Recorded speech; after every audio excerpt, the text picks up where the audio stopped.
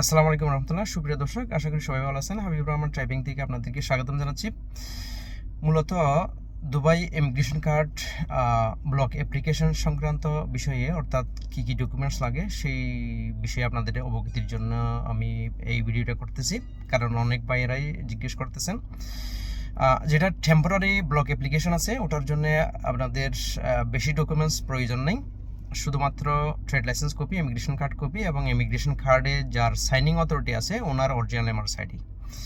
আর যেটা permanent removal, ওটার জন্য আপনাদের সব ডকুমেন্টসই লাগবে, অর্থাৎ আপনাদের trade licence copy, immigration card copy এবং ইমিগ্রেশন কার্ডে যার সাইনিং অথরিটি আছে ওনার অরিজিনাল এমআরএস আইডি।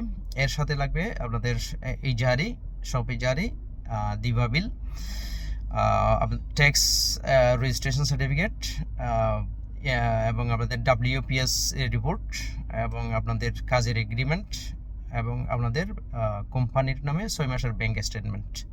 অর্থাৎ দুবাই আবির ইমিগ্রেশনে যে ডকুমেন্টসগুলো রিকমেন্ড দিয়েছিল ওইগুলো সবগুলো ডকুমেন্টস দিয়ে আপনাদেরকে সাবমিশন করলে আশা করা যায় পার্মানেন্ট রিমুভালের অ্যাপ্লিকেশনগুলো অ্যাপ্রুভ হতে পারে। তবে আজ 19 তারিখ, নভেম্বরের 19 তারিখ, আজকের আপডেট হচ্ছে পুরাতন অ্যাপ্লিকেশনগুলোর আপডেট এখনও আসে নাই। অর্থাৎ এখনও আমরা যে অ্যাপ্লিকেশনগুলো করেছিলাম সবগুলো অ্যাপ্লিকেশনে ইন প্রসেসে আছে, মানে আন্ডার প্রসেসে আছে, তবে এখনও কোনো অ্যাপ্লিকেশনের অ্যাপ্রুভ আসে নাই। আপাতত আপডেট এতটুকুই। সবাই ভালো থাকবেন, সুস্থ থাকবেন। আসসালামু আলাইকুম রহমতুল্লাহ।